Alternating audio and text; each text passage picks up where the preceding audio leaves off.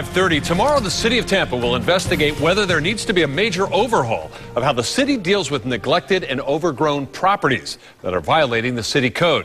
Our Jeff Butera went in depth on this topic and is here now to show us what he found. Jeff? Well, Brendan, the city's going to look at the way code enforcement does its job, and some in the city feel the job they've been doing has been ineffective, inefficient, and hurting the community.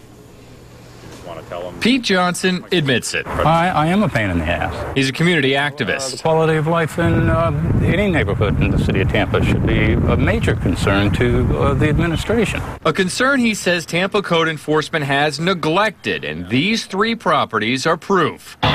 This is 710 Forest Avenue, abandoned, overgrown, and for a long time open to anyone. It's been a year before anything was done to this property. According to documents ABC Action News obtained, Johnson's right. It took a year and a half before the city boarded the house up, leaving it dangerous for children and available to squatters and criminals. Ideally, we actually try to have the property owner take care of the problem themselves before we have to expend money. But Jake Slater, who runs code enforcement for the city, says at some point the city must step in, like on Forest Avenue. We don't like to leave vacant houses open. We move on them very, very quickly. Yet the one we're talking about, that was a year before you had it boarded up. Yes. And is a year very quickly in your mind? No, it's not. Or you think the system worked then at the Forest Avenue house? I think that the system could have worked a little bit quicker. The system involves a series of inspections, but if the property still has violations, the city brings the owner before the Code Enforcement Board, who could eventually levy fines. Here's the thing about the fines, though. Did the city ever see a dime of that? No.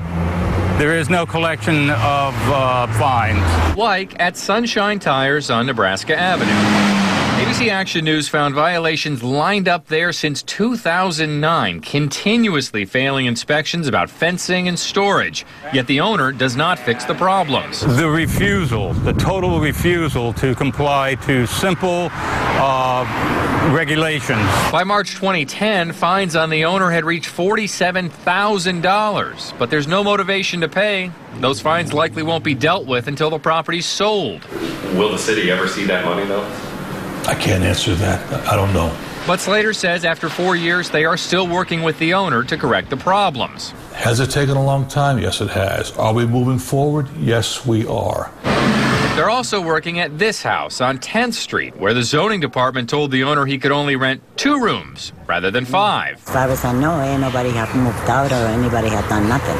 That upsets neighbors like Millie Tolan. In fact, Johnson says the owner evicts 3 people, gets into compliance with code enforcement, then re-rents to 3 more. It creates a circular situation, breaking the rule, fixing it without penalty, breaking the rule, fixing it without penalty, breaking the rule. In this particular case, is the owner taking advantage of that by creating that circular sort of situation? I guess you could say that, but we don't want to think that, though. Johnson's overall point is the city has a system that takes too long, has no teeth, and isn't working. The fact that the city does not do more to eradicate it or at least control it is extremely upsetting to me. But Slater contends they do the best they can with 21 inspectors working 30,000 cases a year, trying to get properties back into compliance without spending taxpayer money to do it. Most of the time it works. Ultimately, do you think the system works in its current state? Yes, I do.